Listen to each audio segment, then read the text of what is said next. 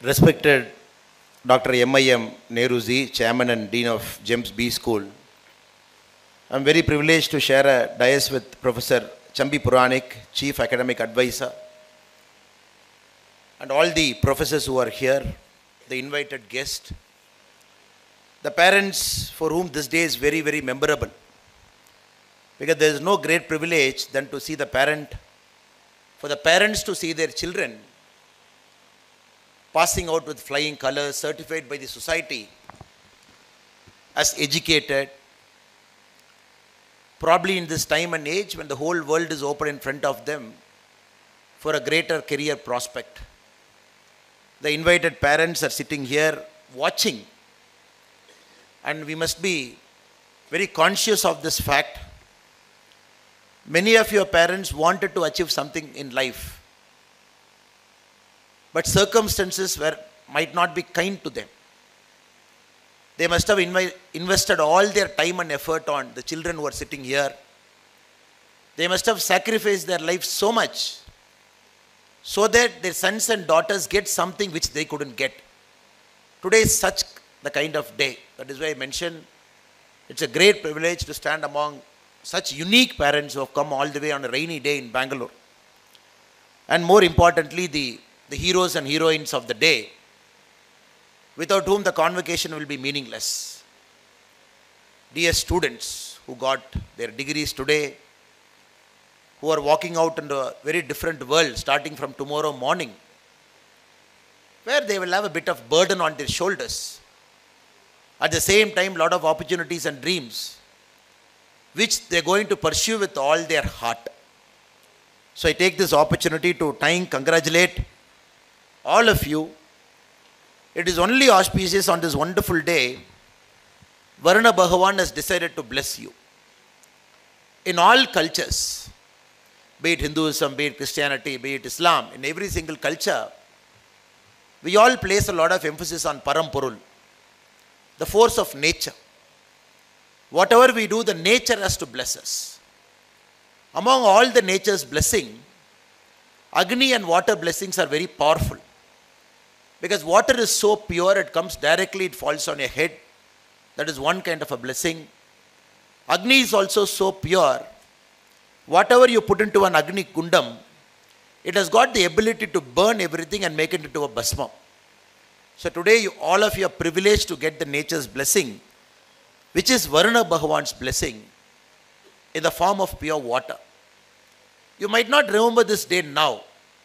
Probably why it is happening, why the convocation is not happening in the outside lawn, why all of us are sitting in the room, why it is raining, why it has created you a slight discomfort, why some of you couldn't take a picture outside, couldn't take that perfect selfie with your parents. Probably you will realize very soon that a very chosen few, on a very auspicious day, you get a blessing of this nature. So I'm extremely delighted, more than all of our blessings, more than all of us speaking whatever words we are speaking for the last 1 hour, nature has decided to speak in form of a rain. That you should feel very privileged about. And more than that, I'm extremely delighted. You are not very ordinary children, you are extraordinary people. You are extraordinary people. We are not sitting in an Indian Institute of Management or a Harvard Business School or a Stanford Business School and awarding this degree. We are sitting in the middle of children who by virtue of their blood and sweat has earned this degree. You are not very ordinary people. Ordinary people don't work for 5 days a week, and ordinary people don't sacrifice their Saturdays and Sundays, and ordinary people don't take a single day off, and you have done it, which means you are extraordinary. That is why possibly they have given the word called gem.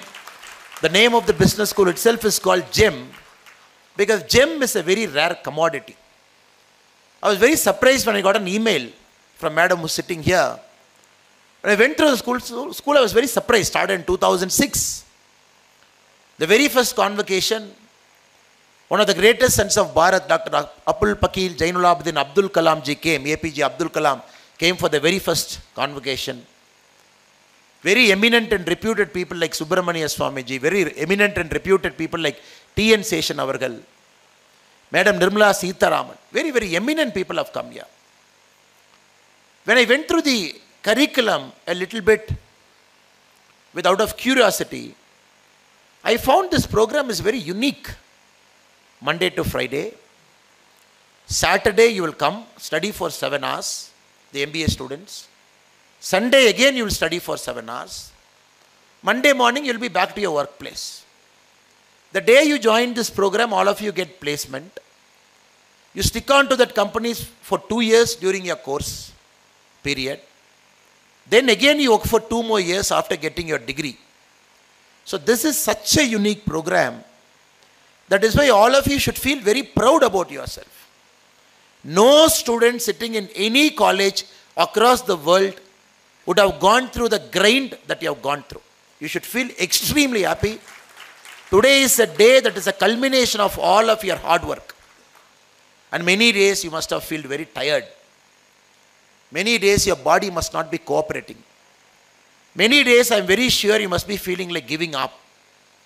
And many days I am very sure you will be questioning the choice of the program that you have taken is actually worth it. And today is the answer to all those questions. Answer to all those tiredness. Answer to all those doubts. An answer to all those misconceptions. And today, all of us are extremely delighted. Such great leaders, very well qualified leaders, they are getting into serving our country in different capacities. Starting from tomorrow, you are going to have the brand of a double degree, certified human being starting from tomorrow morning.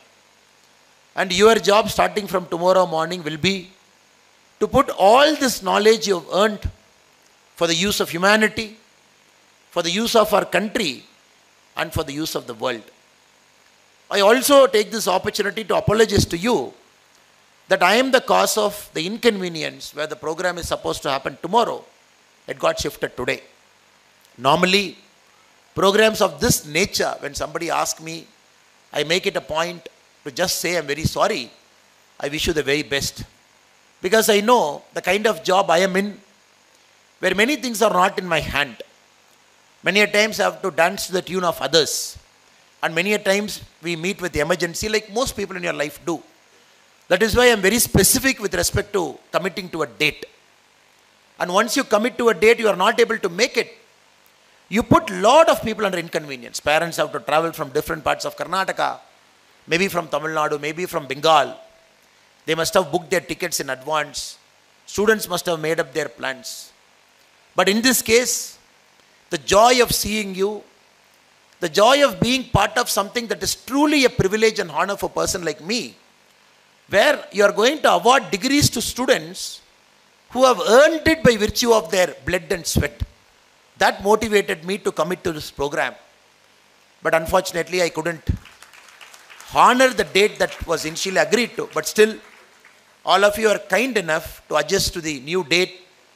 And I especially say my namaskarams to all the parents. ಎಲ್ಲರಿಗೂ ನಾನು first ಸಾರಿ ಹೇಳ್ಬಿಡ್ತೀನಿ sir, ಬೇರೆ ಬೇರೆ ಕಡೆಯಲ್ಲಿ ತಾವೆಲ್ಲ ಬಂದಿದ್ದೀರಾ, ನಾಳೆ program ಆಗಬೇಕಾಯಿತು, ಇವತ್ತು ಪ್ರೀಪೋಣ ತಕ್ಷಣ ಕೂಡ ತಾವೆಲ್ಲರಲ್ಲಿ ಬಂದಿದ್ದೀರಾ, ಅದಕ್ಕೋಸ್ಕರ ನಿಮ್ಮೆಲ್ಲರಲ್ಲಿ ಕೂಡ ನಾನು ಕ್ಷಮೆ ಕೋರ್ತೇನೆ. Such a wonderful gathering. Look, sitting from here, watching all of you, such a wonderful gathering. You could see the energy that is throbbing, that is thriving. And sir was explaining almost about each single person, how we have come in. Probably many of you have graduated from engineering, from different streams in life. Sometimes the life was not very kind to you. You wanted something and probably you didn't get that thing. You wanted to get into a company, probably you didn't get it.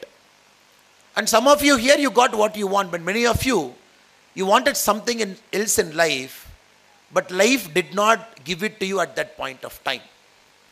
So this is where I want to begin my speech. Life will always bow its head before stubbornness. Life will eventually come around to the people who are stubborn. Life will eventually make sure you get what you want to the people who persevere. So all the people who are here, especially the students, you are stubborn. You are persevered yourself to come here. You are extremely hardworking. 5 days in the company, 2 days in the campus, not taking a single day off, no Deepavali, no Ramzan, no Iftar, no Dandiya, nothing. Whatever government holidays doesn't apply to you. No religious holidays apply to you. Friends and families' wedding function doesn't apply to you. You had a single-minded dedication and devotion to complete this course to make you better. This is going to be the greatest advantage you are carrying into this world. And I see James B. School's gift to you. It's the biggest gift you are taking along with your graduation today. You are stubborn, you are hardworking, you can persevere through anything. This cannot be taught in a B school. This cannot be taught in an IIT.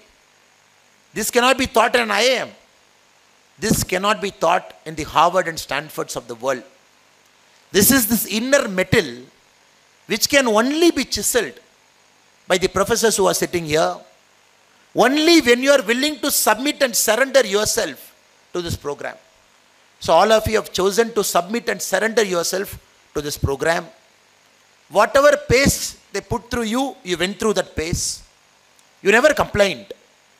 And the students who are sitting here, BBM, Bachelors of Hotel Management, and 2 different batches of MBA. So almost we are having 4 different streams sitting here. Close to 400 odd people getting their convocation degree today.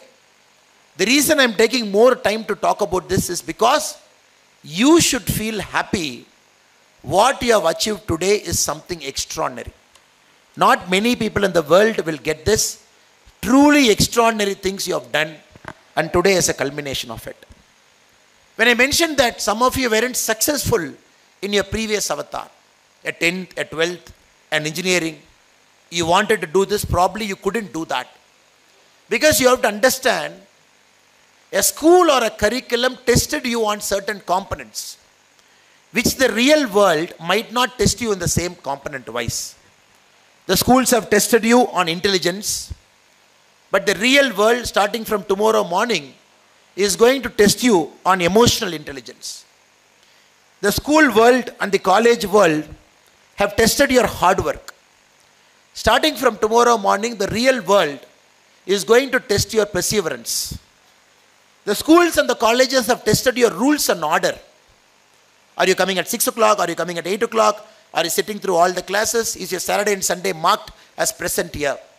The schools and colleges have tested your rules and order. Starting from tomorrow, the world is going to test you when nobody else is going to watch you. Till now, somebody has watched you. Whether you are coming, your attendance is marked, your biometric is done. That is rules and order. Starting from tomorrow morning, there is no rules and order for you. It is you, your mind, and the nature to whom you are going to be answerable from tomorrow morning. Till now, the world has tested you, especially the school and the college, on obedience and authority. Starting from tomorrow, the world is going to watch you on how well you do with respect to collaboration and teamwork. The reason I am emphasizing this is, the world's graduation marks is different from a college or a B school's graduation. So if you look at my case, please forget for a point of time, I am this, I am that, I have done this thing, I have done that thing. Just forget it. Just see me as a person who's 10 years before you in this planet. Just see me as a person. Just see this human being, Annamalai, standing in front of you as a person who's 10 years before you in this planet. Just see me like that. I did my engineering. Why did I do my engineering? When somebody asked me in 10th, what did I want to do? I said 2 options, engineering and medical. I don't want to do medical, I want to do engineering, I did engineering. Somebody asked me, why this college? I said, my friend is joining this college, I want to join the same college. I did my engineering there. Then, after my engineering, I took a break year. That point of time in 2006-07, taking a break year for a person like me coming from a village, a first generation graduate, is unheard of. I told my father, just give me a year. I just want to find out what I want to do with my life. I'm not very clear what I want to do with my life. Till now, life has taken me to an engineering college. Probably the engineering college, I got a job also. But I don't want to go to that job. I want to take a break here. So, village, my father has studied till 10th standard. My mother has studied till 6th standard. Both of them very gracefully they gave me that 1 year to take off. They never cared what my village is talking. They never cared, oh, this fellow studied in Coimbatore in one of the top engineering colleges. He is not going for his job, whereas his other friends have gone to a job. A lot of people have spoken, but my parents never cared about it. That 1 year I took off is the most important year in my life. I'm 40 now. If I'm looking at all the 40 years of my life, that 1 year is the most important year in my life. I worked for a company for 8,000 rupees a month. My job starts at 6 p.m. in the evening. It ends at 11:30 in the evening. Because morning till evening, my life is all about exploring. Just to make my ends meet, I've joined a company, I was sitting in the reception, just to make sure I earned something, I'm not dependent on my father. When I had a job with a multinational company in hand, I still did not take it. A lot of my friends call me fools. Society called me a fool at that point of time. But the only thing is, I wanted to pursue something that was close to my heart. I felt my degree is incomplete. My education is incomplete. I searched for an MBA. I went to IIM Lucknow. The day one I still remember, everybody around me are probably the toppers in their life. 10th topper, 12th topper, engineering topper, this topper, that topper. And very few people have seen second rank in their life.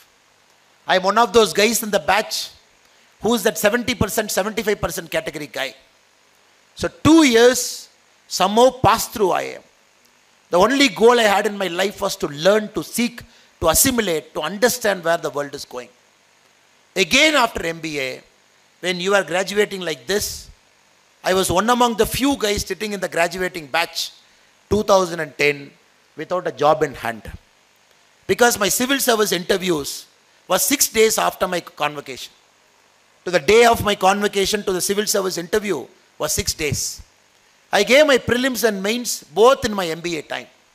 I used to attend a class, prepare my civil service simultaneously. When I wrote my prelims and mains, when I wrote my mains, it happened in such a way, my MBA exams were also happening. I convinced my registrar, I convinced my dean, I will write my mains exam in the afternoon and morning, and I will write my MBA exam after 8 o'clock in the evening as a special permission. So I can relate to all the hard work you have gone through. The reason I am sitting here and observing all of you very keenly, my life was also in a way mirroring your life. I can relate to most of the hard work that you have put through, the paces you have gone through. I never took a single Saturday and Sunday off. Every Saturday and Sunday is civil service preparation for me. Saturday and Sundays, I will take a train, go to New Delhi, get into coaching institutes, get the books, sit in some classes, catch a late night train on Sunday night, come back to Lucknow in the morning, attend my class at 8:30 in the morning. So I could really feel that what most of you must be going through sitting here. That is why I'm extremely delighted to see all your faces. I'm very, very sure all the hard work you have put will be worth it. Probably you will not realize it now. You might need a 10 to 20 year window period to look back to see what happened in James B School was magical. So ladies and gentlemen, my dear brothers and sisters, all the graduating students here, just be ready because your skills are ready. Like a diamond that needs to be sharpened. A diamond has to go through that process. A carbon, you're looking at hundreds of degrees centigrade in earth for millions of years. You give that much pressure to a carbon, it becomes a diamond. Even after it becomes a diamond, we are not happy with the diamond. Still you do polishing. Still you do polishing, multiple polishing. Then probably a customer buys it. They give that kind of value to it and they wear it. But for any person to wear the diamond proudly, nobody knows the diamond has gone through 1,000 years of evolution. Inside earth, deep down the earth, as a carbon, hundreds of degrees centigrade under pressure, again coming out, getting cut, then going through multiple polishing, and finally being that small dot in somebody's ornament. So you have gone through that. You are skill ready. Your mind is sharpened. All you have to do is trust the world. Trust the nature. Whatever happens to you from today, it is all part of a nature. Many things are predestined. And many things you are going to change it by your hard work. Many things you are going to change by your risk-taking ability. Many things you are going to change by your foresight. Every time something doesn't go to your plan, just take a deep breath and tell yourself, you have gone through this, which means something best is going to happen to you. Just keep pushing yourself through things that might not happen to you to your liking over the next 10 and 20 years. This is very, very important, because now the problem with many of our youngsters is mind-wise they are not ready. Education-wise they are ready. Some of the best colleges, they have gone through some of the greatest institutions. Some of the best professors have taught them, but mind is not sharp. That is why I am seeing suicides happening right inside IITs. I am seeing the student suicide happening in some of the best educational institutions in our country. Because there is learning, there is knowledge, there is textbook, everything is available, but somehow mind is giving up very fast to them.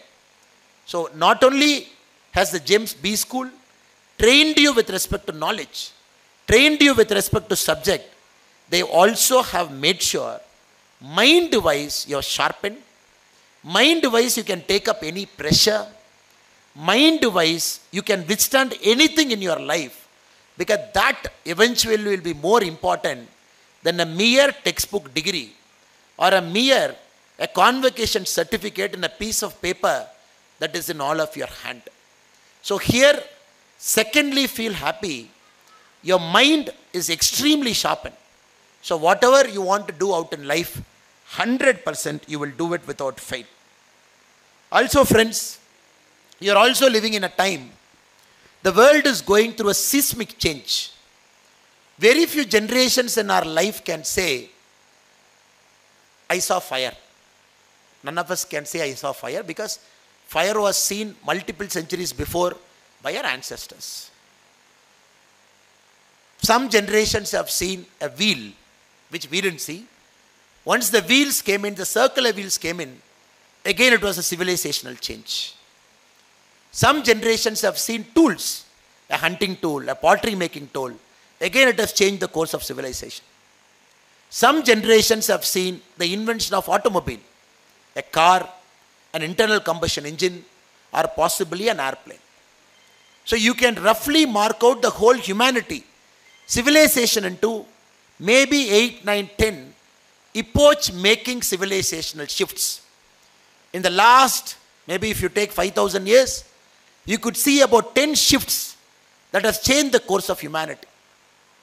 Your generation is going to see possibly the 11th shift in the last 5,000 years. Which 100 years before it happened in the invention of automobile, in the invention of airplanes, in the invention of internal combustion engine. Now this generation, your lifetime, possibly in the next 10 years, you will see an epoch-making civilizational shift.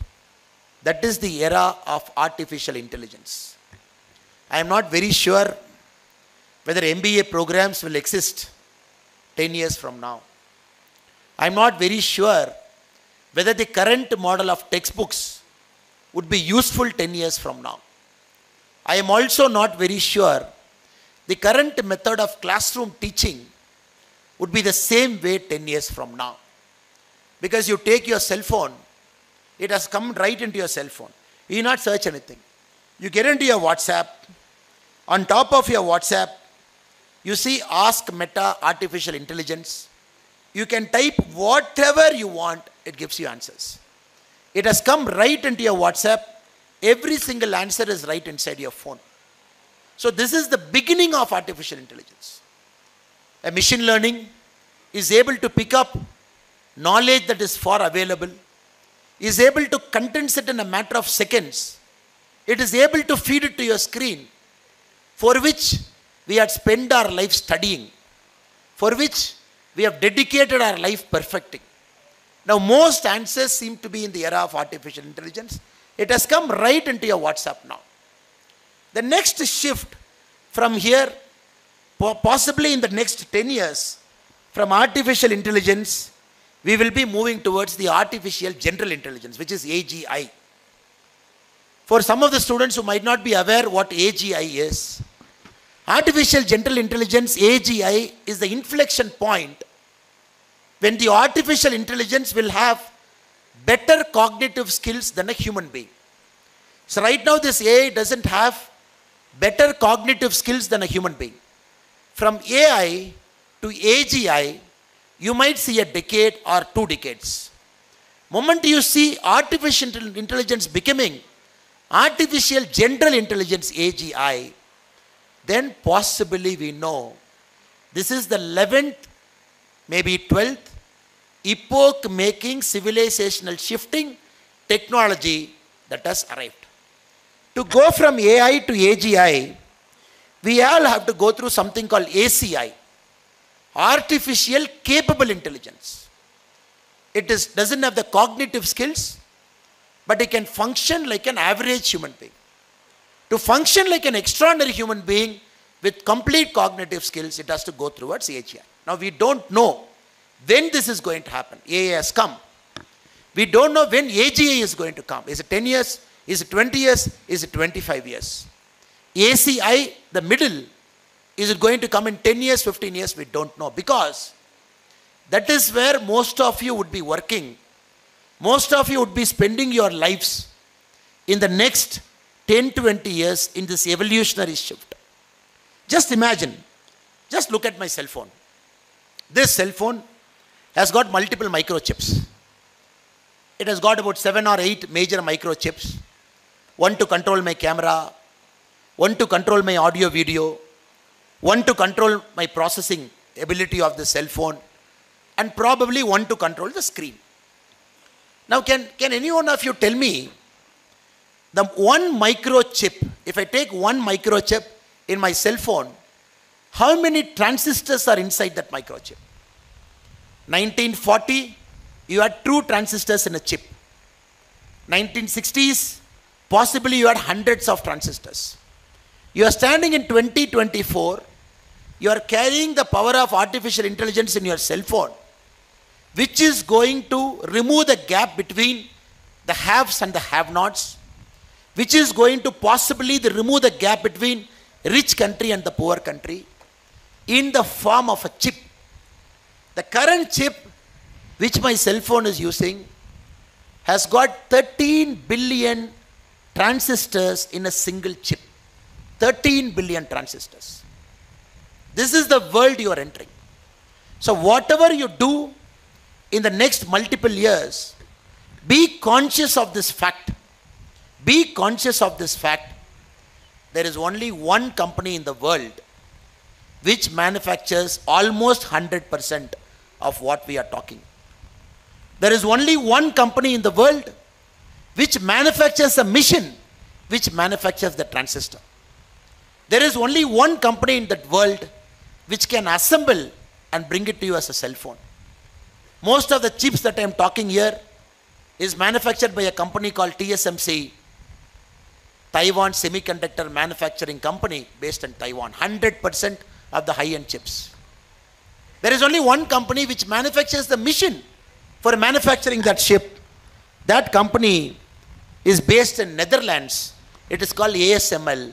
Only that one company, the costliest technology company in the whole of Europe, which manufactures that machine. It is this Apple which has got the capacity to assemble that processing power. The reason I am giving you this as an example is, this should be an inspiration to you. MBA is a general program. All of you read general things here. And very little specialization happens. Even if you are a hospitality management MBA person, supply chain and logistics MBA person, we teach you HR, we teach you a bit of finance, we teach you a bit of logistics, we teach you a bit of marketing, we teach you everything. But you have to understand the world is again entering into specialization. Whether you like it or not, the world is again getting back into specialization. People who can do that one job well will excel, not doing the 10 jobs average. Possibly your generation, starting from this decade to the next 3-4 decades, will see the pinnacle of specialization. One chip company manufacturing chips, one company manufacturing machines, one company assembling, it is coming to the end user. You look at the top companies in the world. If you look at the number one company in terms of market capitalization, Apple, complete specialization. If you look at number 2 company in the world, Microsoft, complete specialization. If you look at the number 3 company in the world, NVIDIA, which manufactures all the GPU for your gaming, again specialization. If you look at Meta, again specialization. If you look at all the top companies in the world, they are getting into specialization. This is where I see a great future for all of you. Probably you will think through, you will look into the life very carefully, and you will pick up that one thing in your life for which you want to dedicate your life to it completely. Because we all have to understand, great things happens by sacrifice. Great things just like that don't happen. So we want all of you not to be a normal person, working in a normal company, doing normal things, and living a normal life. You are extraordinary people, never forget it. You are not normal people, you are extraordinary people. Monday to Friday working, Saturday, Sunday studying. 2 years, you have done it without fail, which means you are extraordinary. Extraordinary people need to do extraordinary things. Extraordinary people, the world will not accept if you do normal things in your life. So we hope and pray, in a country like India right now, possibly one of the best country to live in the world. If somebody has asked 1960 which is the best country, we will say without fail it is America. Because we are coming right after World War II. America is becoming a manufacturing powerhouse. It is going to be a rich country in the next 20-30 years. It is going to be a superpower. Everybody will say America. If somebody has asked us 100 years back, which is the best country to live, we would have said UK. Because 70% of the world was under the control of United Kingdom. Possibly they had the tools, they had the control mechanism of the whole world, UK. If you had asked me in 1970-80, which is the best country in the world, we would have said Germany, or maybe parts of Europe. In 2024, if anybody is asking you which is the best country in the world to live in for the next 50 years, without a doubt, it is going to be our country. Without a doubt. I'm not just saying this to motivate you. I will talk with facts. I will talk with facts. I'm not just saying because you will clap when I say India is the best country to live for the next 50 years. A population of 142 crore. No other country is comparable to our country. We are number 1 in terms of population. But we are not so interested about the population.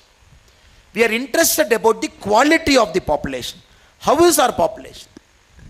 40% of this 142 crore, they are below the age of 25 years. Just imagine. 25 years and below, 40% of 142 crore, which is approximately 60 crore. Which means all of your youth, the whole world is open in front of you. The whole world is your market. India is going to be the human resource capital of the world for the next 100 years. You want to have a CEO for Alphabet? Please call Sundar Pichai. You want to have this CEO? Please call an Indian origin guy. You want to have Satya Nadella? Please call him an Indian origin person. You want to run some great American Fortune 500 company? Please call an Indian origin CEO. Whether we like it or not, some of the top corporations of the world, maybe 20 years from now, I look forward to a time 50% of Fortune 500 companies will be run by an Indian or an Indian origin person or a person who has spent considerable time in our country.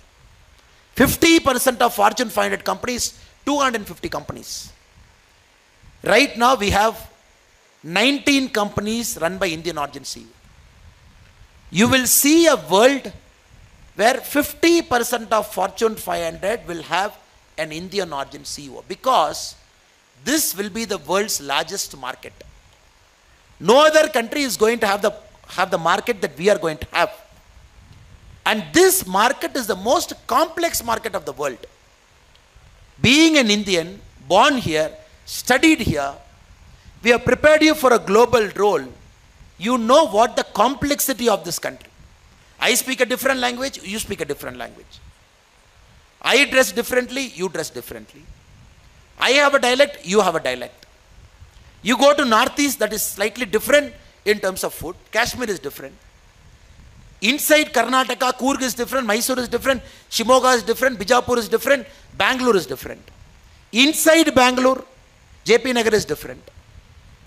So you are living in a country that is so complex, but all of us are united by the spirit of Bharatiya. This complexity has prepared you to face any complexity in your life. That is why the world wants Indian origin CEOs, because you handle complexity extremely well. For Americans sitting in New York, for him Japanese, Chinese, Germans, Koreans, East Asians, Africa, Old Europe, New Europe, North America, South America, it's all entire complexity. But you guys will handle just like a cap on your head, because you know what complexity is from the day you are born. This is my second reason to say your generation is going to live in the world's best country for the next 50 years. The third, this is the fastest growing country in the world. Fastest growing. We just grew 8.2%. Growing 8.2% is not a joke when countries are growing at 1%. Germany, 1%. UK, 0.5%. China, 4%. America, 2.1%. The G20 countries as a whole, 3.2%. Japan, less than 1%. In this era, Bharat is growing at, we just finished 8.2% growth. Because the labor, the skillful labor, the management, the people whom we have here, all of us are so hungry. We want to achieve something in life. The whole of India is hungry. This is my point number 3, to say why India will continue to grow for the next many, many years. We are at $4 trillion now. We just have to catch Japan. We have to catch Germany. You catch hold of these two countries, probably in the next 4 years, you will be a 7 trillion by 2028. You will be the third largest country in the world. You just have China and US above you. 2047, we're extremely sure we will cross 50 trillion. Right now we have 4 trillion. Just imagine this country will grow 12.5 times over the next 24 years. No country in their life has grown at this pace. Roman Empire did not grow. Pax Britannica did not grow. Europe did not grow. America did not grow. India will grow 12.5 times in the next 24 years, from 4 trillion to 50 trillion. Point number 4.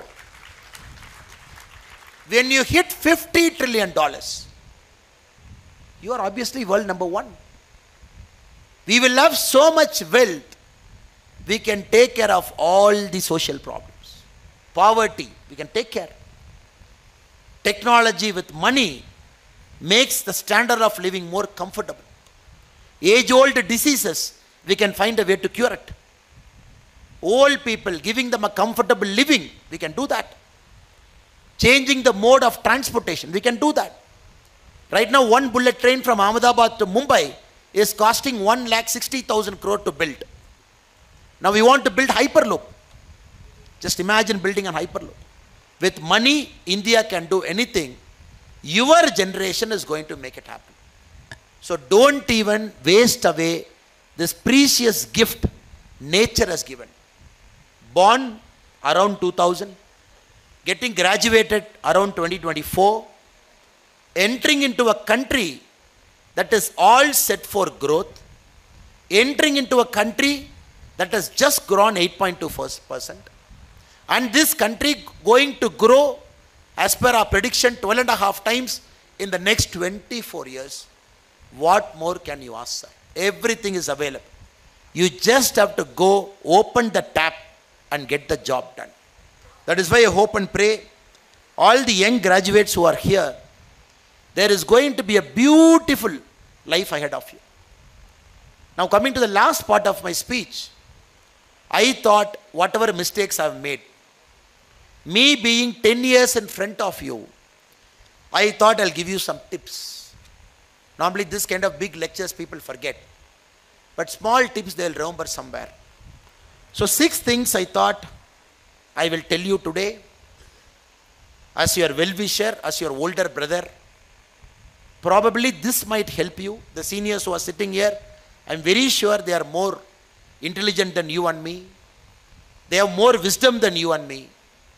We being young people, sometimes we should really keep our principles intact. Everything is fine. Country will grow. Money will come. Economy will boom. $50 trillion will happen. India will become a superpower. Everything you will see before you turn 50. 100% you will see. But still, I felt these 6 tips are very important because we got to do it the right way. We should not do it the wrong way. The first one I thought I'll share with you is always keep pushing yourself. Today, only studying has ended. Learning hasn't ended. Studying a book, passing an exam, professors evaluating you, giving a mark. Whoever got the highest mark, we gave gold medal. Only the studying has ended today. Learning did not end. Tomorrow morning, new technology will come. You got to keep reading, keep learning in the field you have chosen. You got to keep studying what is it. You got to be a master of your field. Till you die, you got to keep learning, learning and learning. This can only happen if you come out of your comfort zone.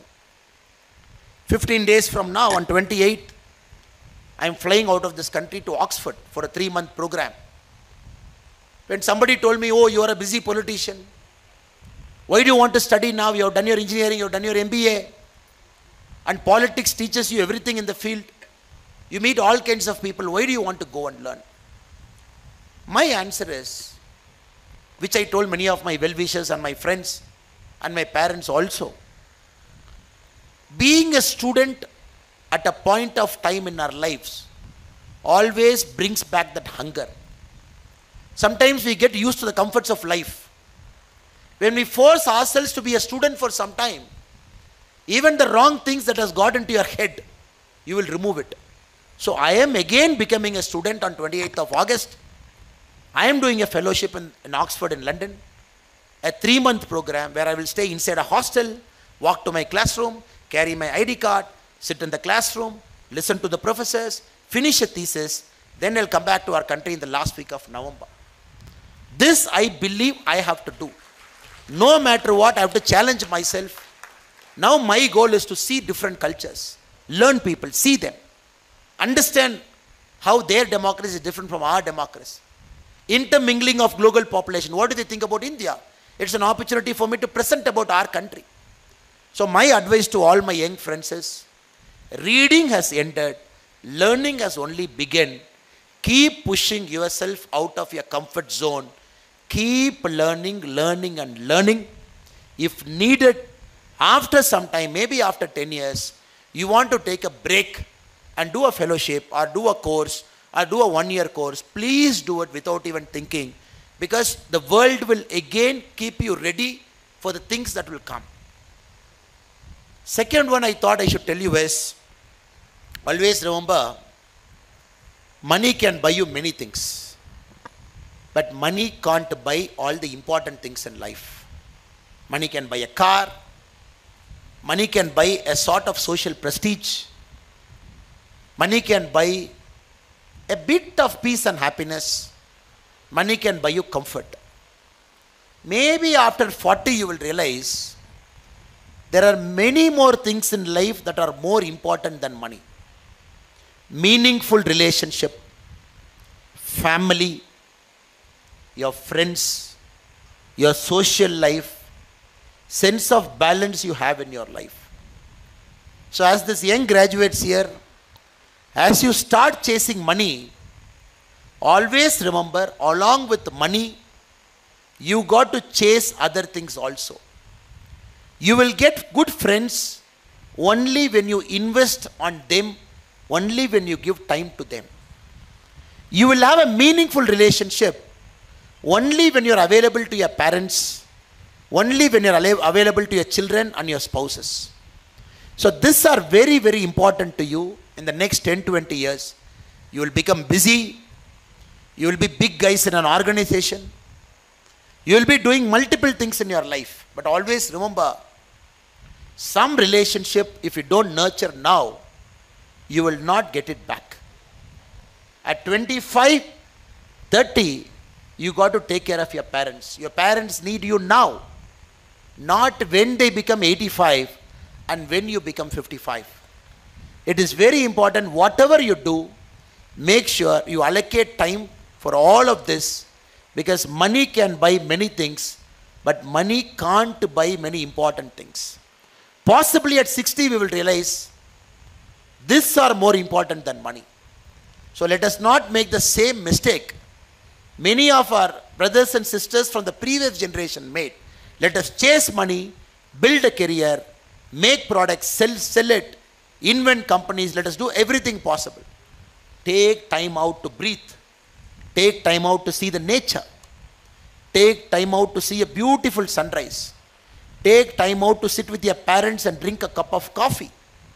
Take time out to go to your friend when he or she needs you. Because giving, you will get it back eventually. I am very, very sure the young graduates here will consider this also in your busy lives from now on.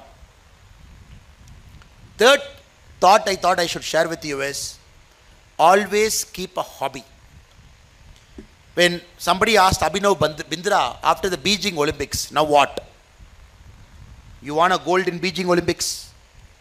The last shot Abhinav Bindra shot in Beijing is 10.8. Normally in a rifle shooting, you have 7, 8, 9, 10. But in Olympic shooting, there is no 10. There is 10.9. Perfect of perfect. The middle of bullseye is 10.9. 10.8, 10.7, 10.6. There is 10. So Olympic is such an accurate sport. The Olympians don't go for 10. They go for 10.9, which means the middle of middle. So they dedicate all their life to chase that excellence. When somebody asked Abhinav Bindra, now 20 years of your life and dream, you got an Olympic gold medal. What do you want to do now? He said, I'll find out. 25 years I wanted to be an Olympic champion. I've done it. Now I don't know what I want to be after winning this gold. My whole life was trained to get this gold. I got this gold. You are 35. What will you do after 35? The main problem with our current generation is they are burning out so fast. 35, 40, 45, EMI, nice apartment, EMI, good car. We are earning well enough to do 2 foreign holidays in a year. We are earning well enough to have a certain social standing. When you talk to your colleagues at 45, 50 years of age, you ask them, they say, there is some emptiness in their heart. Whatever they want to do, they have done it. Whatever they have to achieve, they have achieved it. They have done great things. Unicorn, at 37, the youngest billionaire from Bangalore, Nikhil Kamath, 37 years, $3.8 billion, all done, dusted, all done. What will you do at 50? What will you do at 55? The thing we have to learn from all our great people sitting here is, we have to age gracefully. It is not a great thing to say, I am great at 30. No. It is important to say, are you great at 60? Are you great at 70? Are you great at 80? Are you great at 90? Are you great at 100?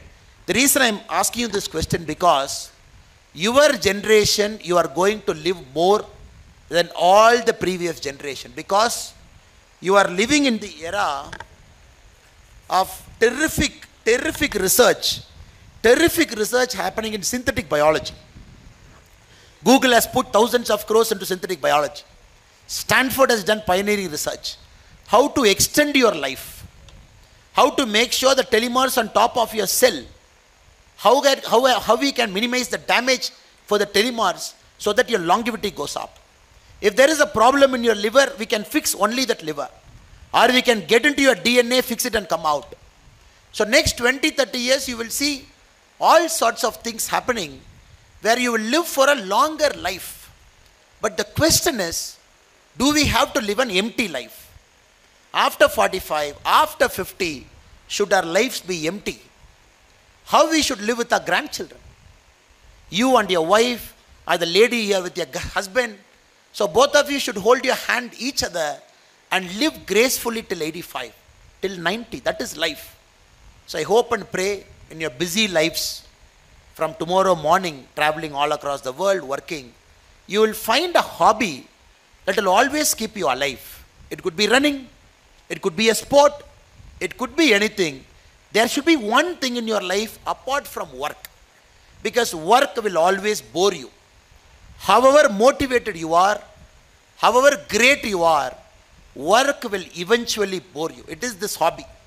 That is why in the recent Paris Olympics I saw many investment bankers have won Olympic gold. It will be very surprising for you. Especially the Olympic sculling and the rowing.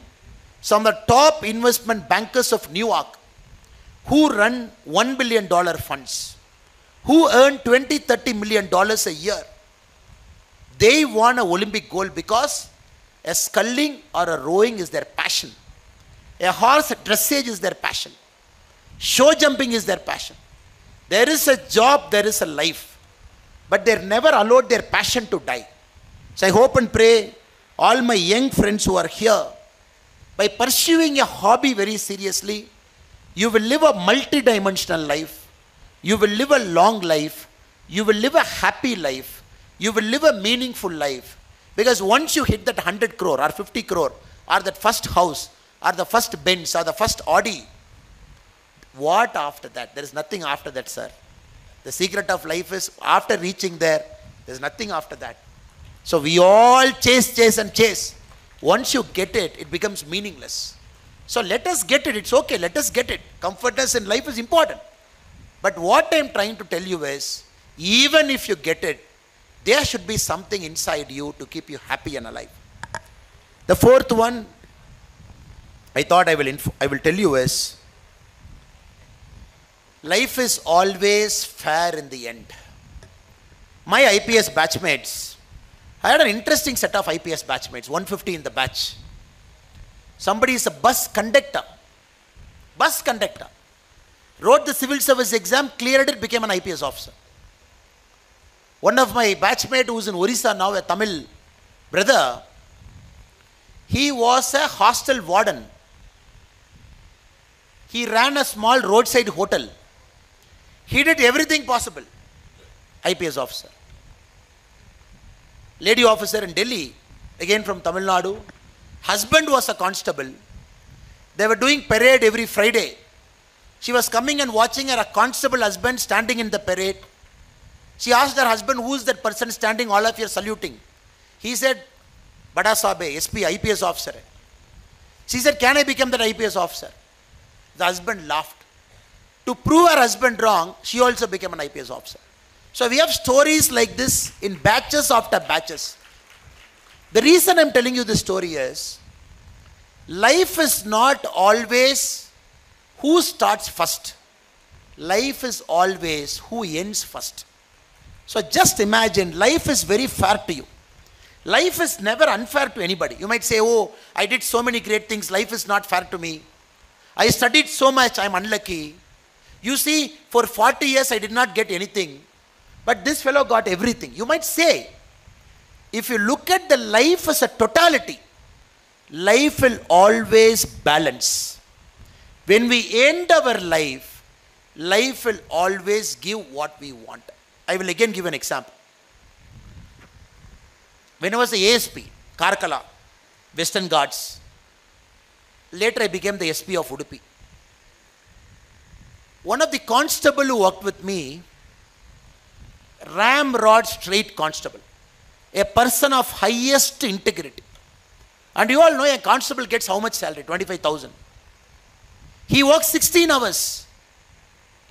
This guy doesn't take a single rupee, single penny. Always straight, obedient, diligent. Many people used to laugh at him. As ASP, we live in a small office. This fellow doesn't know how to live his life. He could have taken some money here and there, some 20,000, 30,000 extra in a month, which will add to his salary, which will come down to 50,000. He could have lived a comfortable life. Look, everybody is taking, but God is not punishing them. Police is not catching them. Lokayukta is not catching them. Anti-Corruption Bureau is not catching them. Very shamelessly, these people stopping a guy going in a two-wheeler in the middle of a road, very shamelessly is collecting 200 rupees, but nobody is taking any action.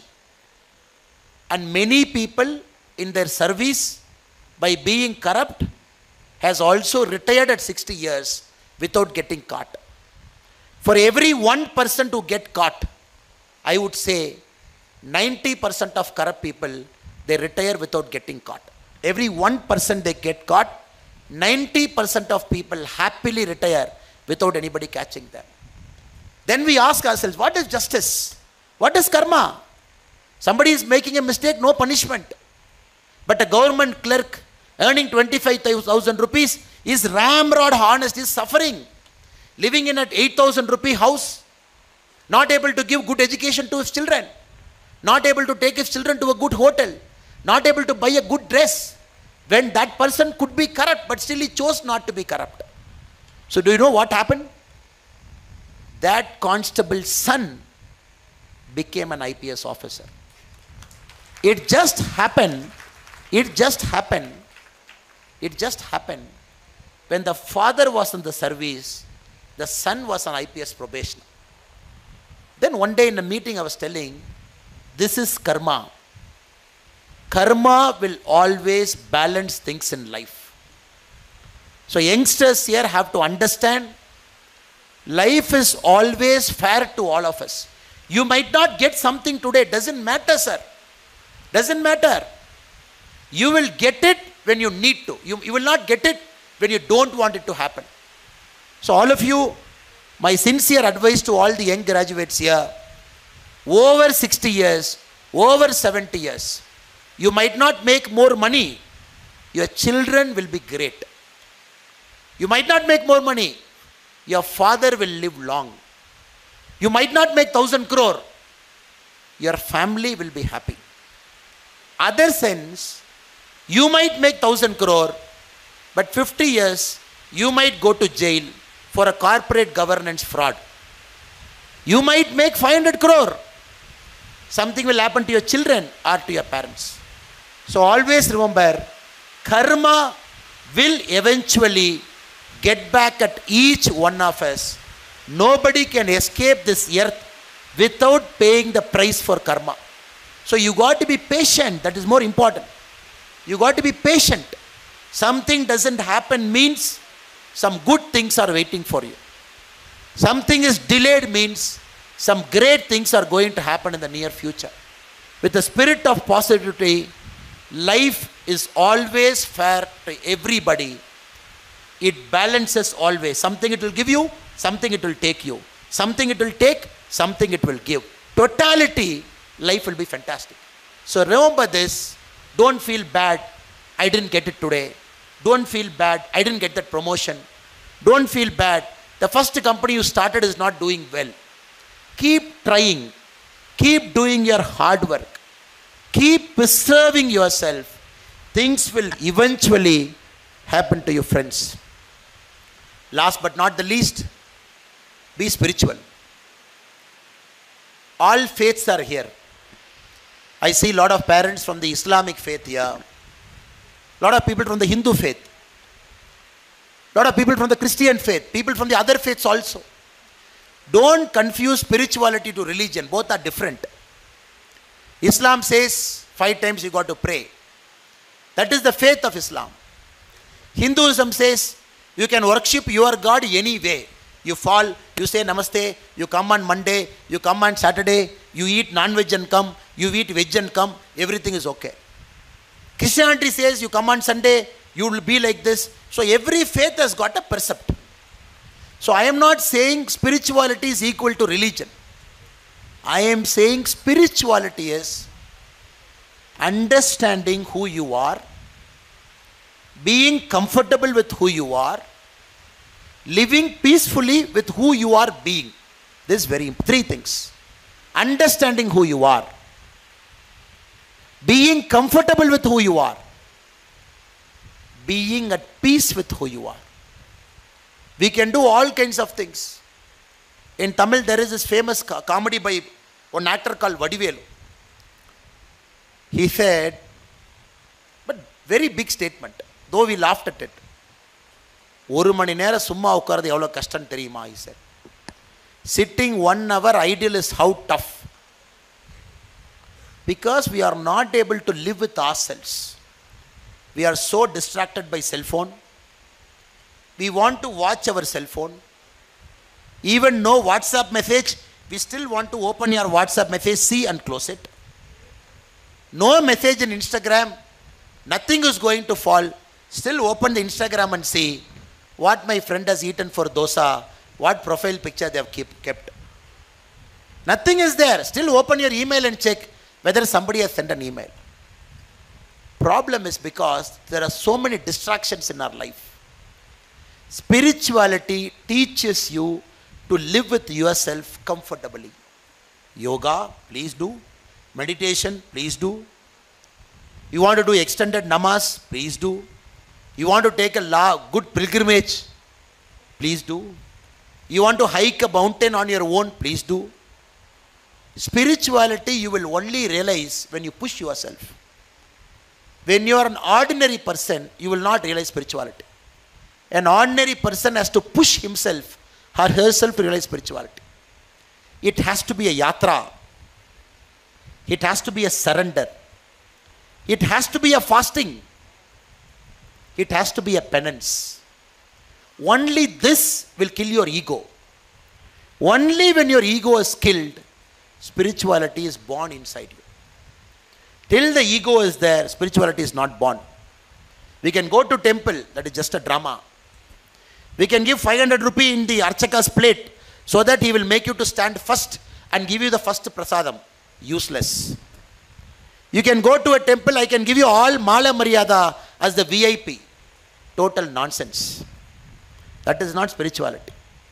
That is a bogus spirituality where we are telling everybody we are also doing namesake spirituality. Spirituality is surrender. It's penance. It's pushing yourself, hurting yourself. Doing a yatra or a journey where you are going to see your extreme limit. I hope and pray all of you here, you will get that opportunity in your life. My Islamic friends, when you get the opportunity to go to Mecca, Medina, please do it. Very strenuous spirituality. Go do it. You will realize who you are as a person. My Hindu friends, if you get an opportunity to go to Kailash, Kedarnath, Badrinath, strenuous, push yourself, please do it. Sabrimala, do it. My Christian friends, you want to practice this Lent properly, you want to practice your Christmas properly, please do it. My Jewish friends, you want to practice Sabbath properly, please do it. That is why our forefathers have beautifully kept spirituality in each of the religion.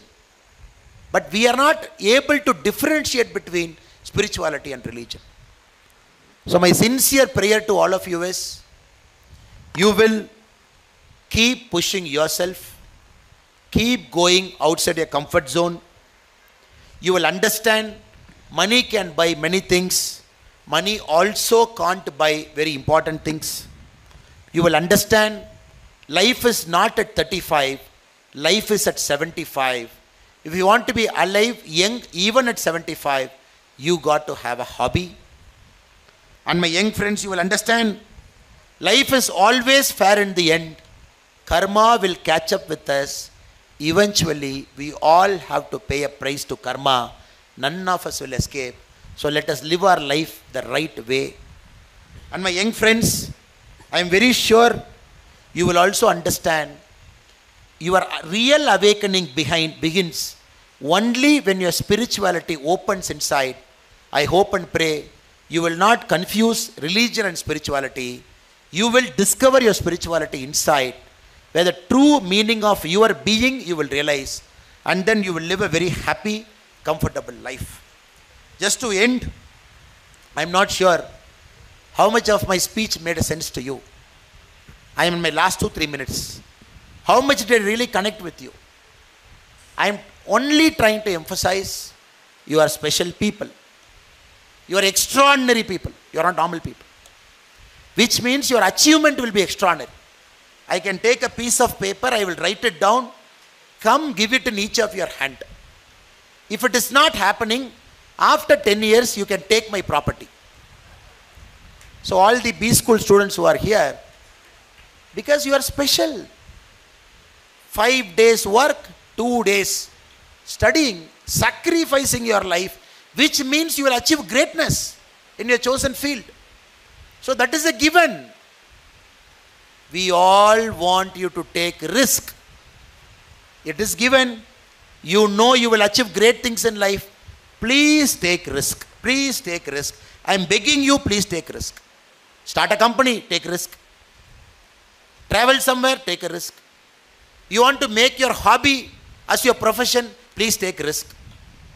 You want to quit everything, start something fresh tomorrow morning, please do. You are afraid of doing something till now, you want to pursue it next week, please do. Why I am saying this? Because there is no better time than pursuing your passion. You are living in this country, the world's youngest country, which in 25 years is going to be the world's #1 economy, which you will be a part of. And we all of us want you to be really extraordinary in what you choose. Last but not the least, life has tested you in some way. Don't feel bad. Starting from tomorrow, life is going to test you in other ways in which you will be toppers. You will get all you want in life. Don't worry about that. Last but not the least, I gave you 5 tips. Don't forget it. Coming out of your comfort zone.